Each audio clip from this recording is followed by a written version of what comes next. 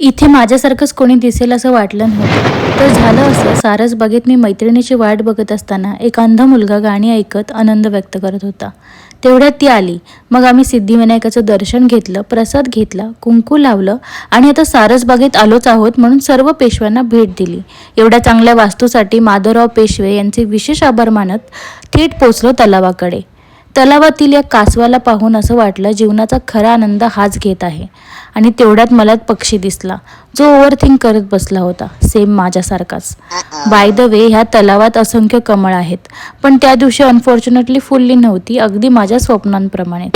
असो, पुण्यात आले की हिला भेटल्याशिवाय जाऊच शकत नाही. ही आहे स्नेहल. आम्ही जर्नलिझमची 3 वर्षे सोबतच काढली, पण एमएला तिने रस्ता बदलला. पण आमची मैत्री कायम टिकून आहे.